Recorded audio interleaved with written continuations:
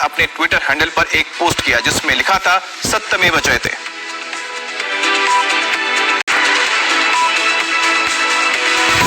तो वहीं उनके बेटे नीतीश राणे ने ट्वीट कर एक फिल्म का मशहूर डायलॉग डाला और साफ संकेत दिया कि शिवसेना को करारा जवाब मिलेगा। बात करेंगे संवाददाता दिनेश मौर्य से। दिनेश, नारायण राणे तो जमानत पर बाहर आ गए हैं, लेकिन ये जो तल्खी है शिवसेना और नीतीश राणे के, ये कह सकते हैं कि राणे परिवार के साथ, वो साफ उजागर हो रही है। आज क्या रहने वाला है उनका शेड्यूल नारायण राणे का? देखिए, फिलहाल तो वो अपने घर पर है, लेकिन उनसे मिलने के लिए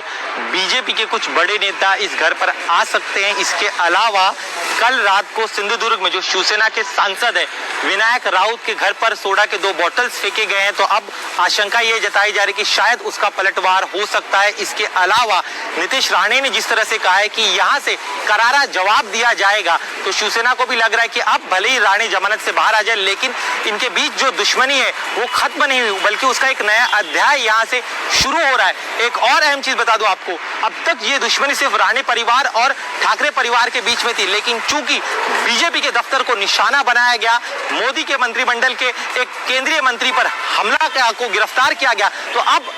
बीजेपी भी जो है वो भी इसे व्यक्तिगत तौर पर ले रही है, और इसीलिए अब वार पलटवार हो सकता है। 2:45 पर बीजेपी के जो यहाँ के विधायक है आशीष शेलार, वो एक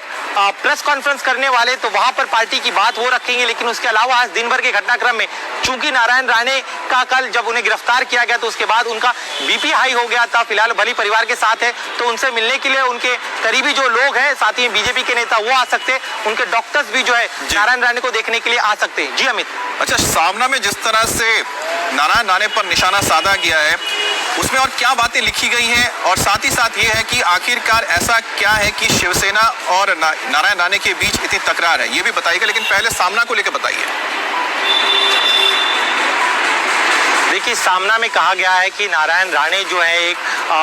भरे हुए गुब्बारे की तरह है, जिसके अंदर कुछ भी नहीं है, और जिस तरह से वो एक गैंगस्टर की तरह जो है उनका रवैया रहा है, तो उसको लेकर आपत्ति जताई जा रही है। उनके पूरे बॉडी लैंग्वेज को लेकर जिस तरह के बयान दिया गया, वो बयान कितना गलत था, उसको लेकर बातें कही गई है। लेकिन इसके अलावा दोनों की दुश्मनी की अगर बात करें, नारायण राणे ने जो अपनी जीवनी में कहा है, जो उन्होंने किताब लिखी, उसके मुताबिक नारायण राणे हमेशा कभी शिवसेना छोड़ना नहीं चाहते थे, लेकिन ये उद्धव ठाकरे हैं जिन्होंने मजबूर किया कि नारायण राणे पार्टी छोड़कर चले जाए। इसके अलावा नारायण राणे ये भी दावा करते हैं कि जब उन्होंने पार्टी छोड़ भी दी थी, उसके बाद बाला साहब ठाकरे ने खुद नारायण राणे को फोन कर कहा था कि दोबारा आप हमारे पार्टी में आ जाएं। लेकिन उस दौरान उद्धव ठाकरे ने कहा था कि अगर नारायण राणे को पार्टी में लिया जाता है तब मैं अपना घर छोड़ दूंगा। तो ऐसा बड़ा दावा जो है वो नारायण राणे के दौरान जो दुश्मनी है, ये दो लोगों के बीच में ज्यादा है, पार्टी कम है, यानी कि एक तरफ उद्धव ठाकरे, दूसरी तरफ नारायण राणे, और इनकी ये पर्सनल खुंदक है जो अब सामने निकल कर